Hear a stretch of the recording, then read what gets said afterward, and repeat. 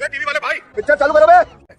लेकिन जो अभी फराज किदवई ने किया उसके लिए बड़ा साहस चाहिए भाई।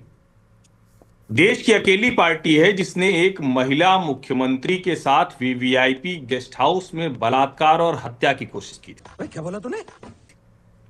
कौन गुंडे थे वो? उनका नाम बता पाएंगे?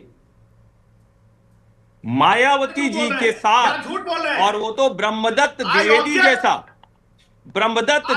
जैसा भारतीय जनता पार्टी का नेता था कि उसने मायावती जी को सकुशल सुरक्षित बचा लिया, वरना क्या करने की नीयत थी वो ईश्वर जाने। अरे झूठ बोल रहा है, ये झूठ बोल रहा है। अगर किसी महिला के साथ दुर्व्यवहार हो, उसके कपड़े फाड़ने की कोशिश हो, तो क्या किया जाता है वो बताएं। आइए ऑब्जेक्ट करने से होगा, फैक्ट बदल जाएगा।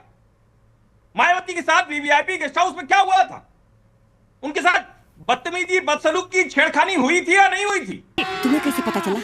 और ब्रह्मदत्त द्विवेदी भारतीय जनता पार्टी के नेता, उन्होंने मायावती जी को बचाया था कि नहीं बचाया था? ये देश को याद रहना चाहिए।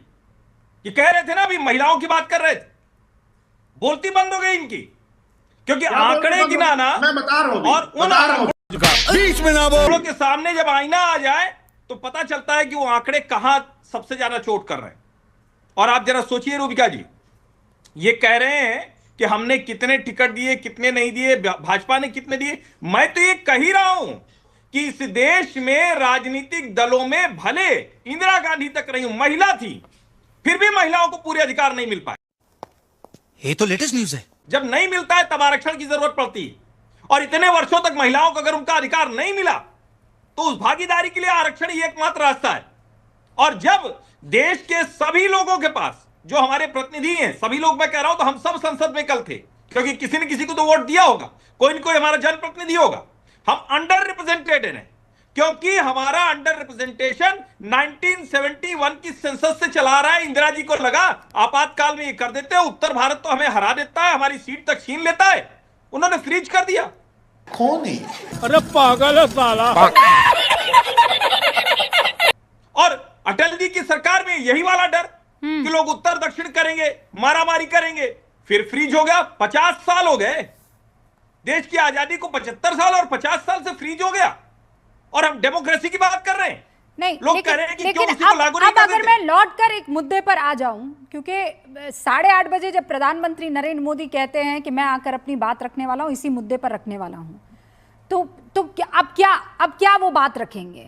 शुभ रास्ता, आपको क्या लगता है? नहीं रूबिका, मुझे 20 सेकंड दीजिए। हर्षवर्धन जी ने झूठ बोला है। अच्छा ठीक फराज है। जी, आपने बहुत बोला है। इस पैनल में 3 महिलाएं हैं, 3 सेकंड पुरुष दीजिए। हैं, 2 हर्षवर्धन जी ने पुरुष हैं। झूठ बोला है यहाँ पर। नहीं, 3 पुरुष हैं और 3 महिलाएं हैं। बोला है। तो थोड़ा आरक्षण यहाँ पर दे दीजिए। जो जिस नियत की बात कर रहे हैं ना, उस नियत को पहले परिलक्षित होने दीजिए। सर्वप्रथम रूबिका जी, मैं आपको आपके अवतरण दिवस पर हार्दिक शुभकामनाएं देती हूँ। आप केवल इस मीडिया जगत की सफल पत्रकार नहीं हैं, लेकिन आज की इस परिदृश्य में उन तमाम बेटियों के लिए, महिलाओं के लिए आप एक सशक्त मनोबल का प्रतीक हैं। मैं ये वर्ष आपके लिए बम्पर सफल हो और बम्पर शुभकामनाएं। अरे बस कर, रुलाएगा क्या? इसके आगे मैं इस विषय पर आना चाहती हूँ, जिस विषय पर बात हो रही है। आपने एक प्रश्न पूछा और फराज किदवई जी उस फैक्चुअल प्रश्न का जवाब नहीं दिया उन्होंने। सुचेता कृपलानी जी थी, मुख्यमंत्री थी, उत्तर प्रदेश की ही थी, लेकिन उनके साथ जो राजनीति इंदिरा गांधी जी ने की, वो भी इस देश की महिलाओं को याद रखना चाहिए। जब सुचेता कृपलानी जी की सीट चली जाती है, जब चौधरी चरण सिंह जी की पार्टी से जो नेता आते हैं वो बनते हैं उत्तर प्रदेश के मुख्यमंत्री चंद्रभानु गुप्ता, उनको इंदिरा गांधी जी ने वापस कांग्रेस ज्वाइन करवाया और सुचेता कृपलानी जी की जगह पुनः मुख्यमंत्री वो बने।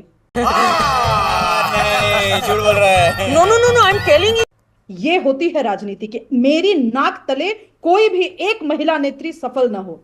यही हाल उन्होंने मेरे गृह जिले नालंदा के साथ किया। तारकेश्वरी सिन्हा वहीं से आती थी। मुझे बताने की जरूरत नहीं है कि तारकेश्वरी सिन्हा जी के धारदार भाषणों को, मल्टीलिंगुअल भाषणों को, वो महिला जो अपने मेरिट के बेसिस पर, किसी पिताजी के रिकमेंडेशन पर नहीं, ऑक्सफोर्ड गई, वहां से उन्होंने इकोनॉमिक्स में पीएचडी किया, वापस आई और निर्णय लिया कि मैं देश की राजनीति में सक्रिय होंगी। उनकी स्पीचेस तक इंदिरा गांधी जी ने बैन करवा दी, ऑल इंडिया रेडियो पर मस्त प्लान है, प्रसारित नहीं होती थी। तो ये कहानी लंबी है कि कांग्रेस पार्टी ने इस देश के किसी भी वर्ग के लिए, महिला की बात छोड़ दीजिए, किसी भी वर्ग के लिए वो सिर्फ उतने देर तक खड़े रहे हैं, वो पूरी पार्टी खड़ी रही है जब तक उनका अपना हित सधता हो। मैं वापस आती हूं इस मुद्दे पर। हम 1990 से महिला आरक्षण की बात कर रहे हैं। आज भी जिस तरीके से ये जो बिल है वो इवेंचुअली तो बात यही है ना रूबिका जी की महिलाएं हारी।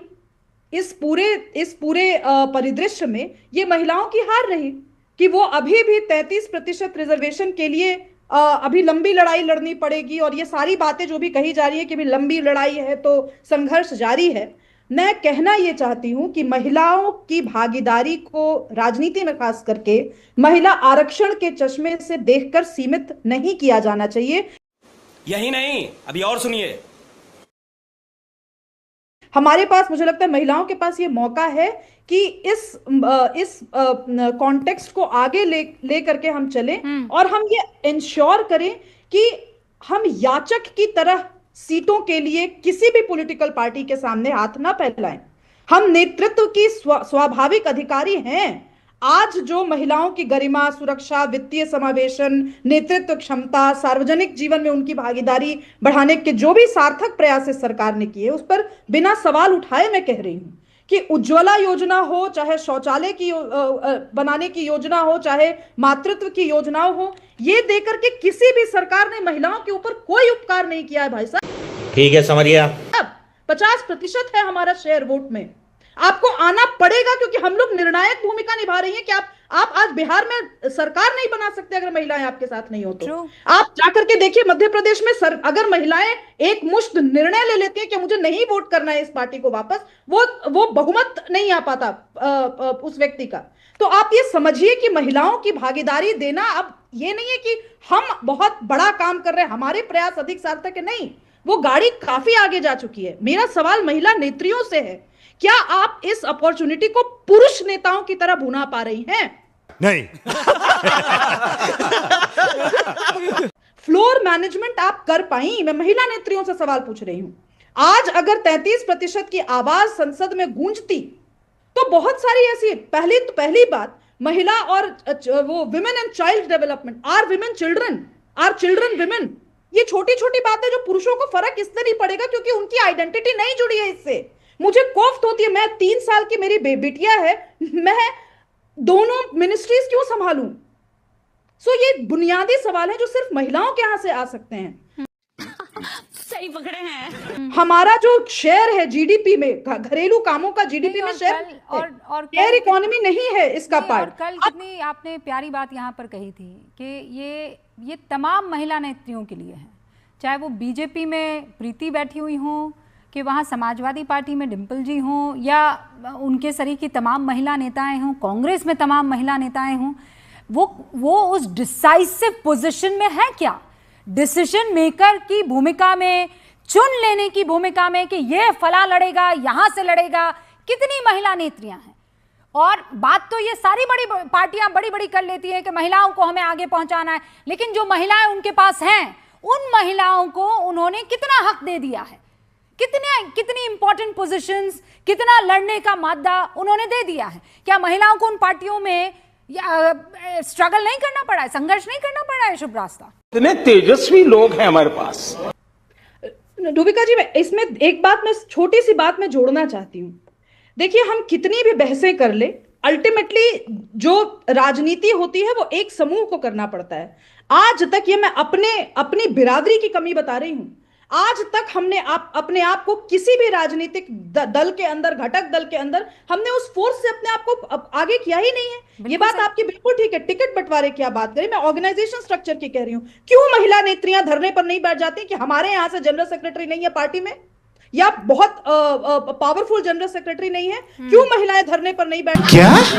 कि हमारी जो मेरे ख्याल से वक्त आ गया है, और वक्त एक छोटे से ब्रेक का भी। तहसीन पूनावाला भी जुड़ चुके हैं, एक छोटा सा ब्रेक ले रहे हैं, हम लौटेंगे जल्दी। ये बड़ी कवरेज, विशेष कवरेज जारी है, आप बने रहिए हमारे साथ, देखते रहिए न्यूज़ 18 इंडिया। आगे स्वाद।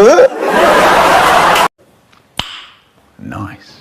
तो दोस्तों, फाइनली अपनी इस वीडियो का हो चुका है दी एंड। उम्मीद है कि आपको हमारी यह वीडियो अच्छी लगी होगी। अगर वीडियो अच्छी लगी हो तो वीडियो को लाइक करके, चैनल को सब्सक्राइब करके, बगल में बने घंटी वाले आइकन को दबाकर ऑल को सिलेक्ट कर लें, ताकि आगे आने वाली ढेरों रोमांचक और मज़ेदार वीडियोज़ की नोटिफिकेशंस आप लोगों को बिना किसी अड़चन के प्राप्त होती रहे। तो वीडियो को क्लोज करने से पहले साथियों आप लोगों से गुजारिश है कि यदि अभी तक वीडियो को लाइक नहीं किया है तो लाइक कर लें और चैनल को भी लगे हाथ सब्सक्राइब कर लें। तो मिलते हैं अगले वीडियो में, तब तक के लिए टाटा बाय बाय।